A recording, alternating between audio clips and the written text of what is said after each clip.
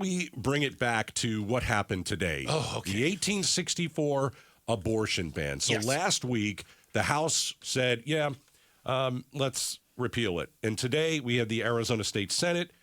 There were two members that were Republican, and they joined the Democrats. And it looks like 1864 is now going to be gone. Yeah. The governor is going to sign it into law tomorrow at 1 o'clock.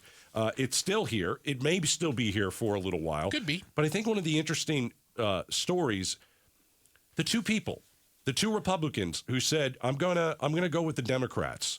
And one of them was Arizona State Senator Shauna Bolick, and she had an incredible story. And Heidi Hommel joins us, KTAR News reporter. You were down at the Capitol, and her, I don't want to say it's testimony.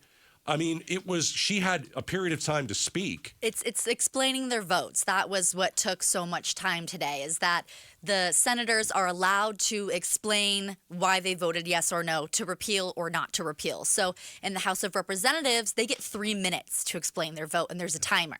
Right. In the Senate, they can go as long as they want. Right. And it was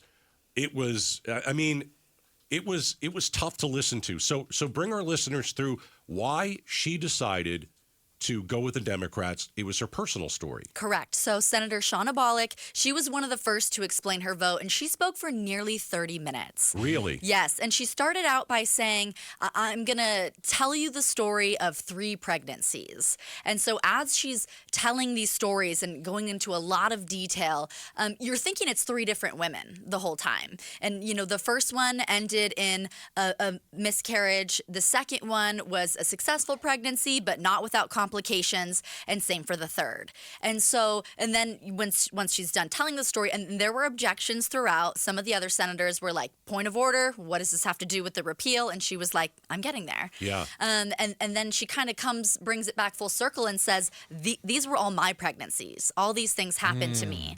So the first one, I think, was really her reason for siding with the Democrats. She said that, it was the first time she ever had been pregnant before, and she was miscarrying. She ended up going to the ER, and the ultrasound tech told her that, you're having a miscarriage, you're going to need to have a DNC. And a DNC is what? I don't know what DNC is. She said, what's a DNC? And the ultrasound tech said back to her, it's like an abortion. Yeah.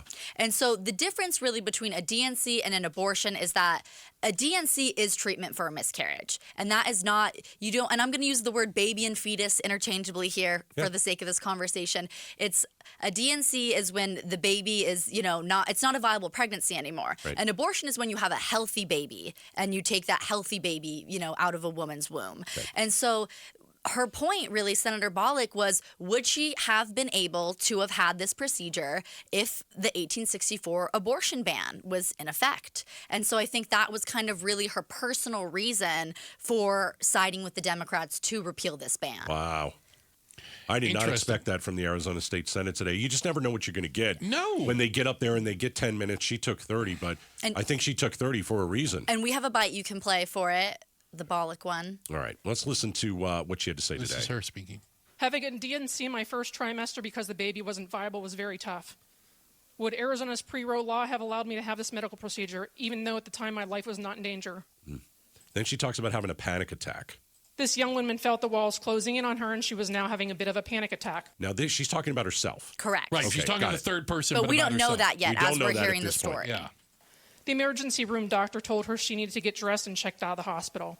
She was told to go home and get some rest, all after telling her DNC was like having an abortion. And so then then at the end, State Senator Janae Shamp, when she explained her vote, she said, this is misinformation. She said, I don't like that. I don't like when people say a DNC is an abortion. It's not. And technically it's not, but the way that it's a medical procedure. Correct. It's just the difference in the fetus viability. It's the exact same procedure. You can take a pill or it can be a procedure. Got it. But it's just the difference in the fetus viability.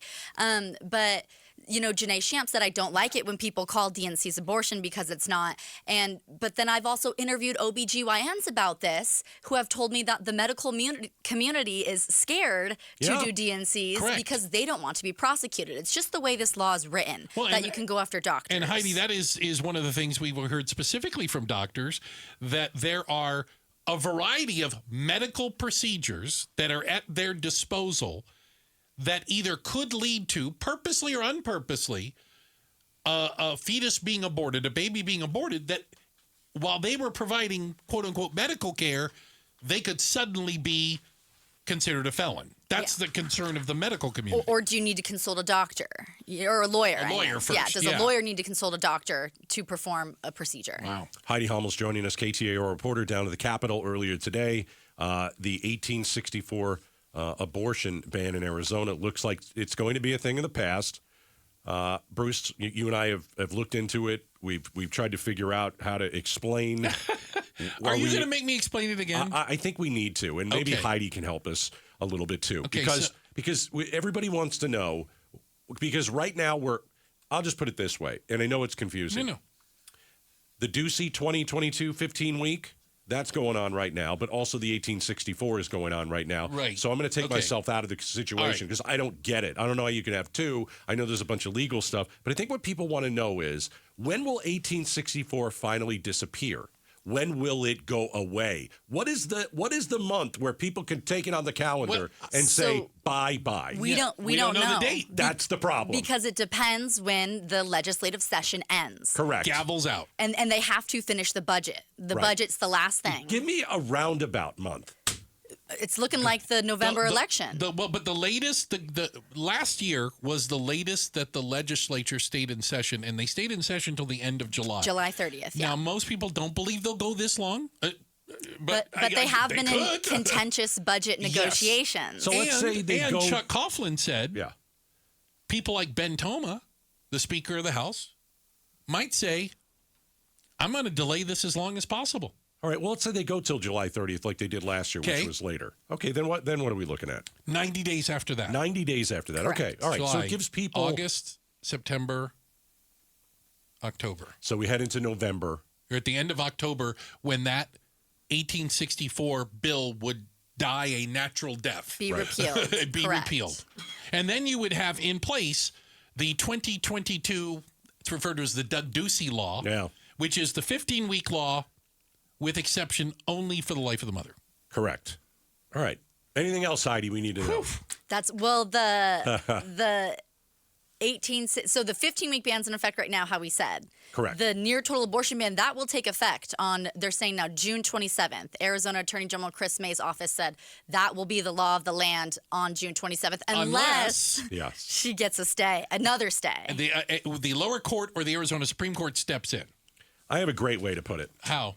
In 2025, we will not have the Probably, 1864 abortion You'd ban. be safe on Sounds- that bet. that is Gatos. correct. You'd In be the safe state of on that Arizona, bet. Any so- other bet you're not safe on. I'm very black and white. You need to If explain you try like and that. give me the gray area, I don't want to hear it. a I hell want of to a know lot a of gray date. I want to know exactly where we're going. Heidi Hommel, thank you for joining us. Thank you. All right. Very interesting stuff. Thanks for watching Outspoken with Bruce and Gatos. Tap to watch more from KTAR News and click the button in the middle to subscribe.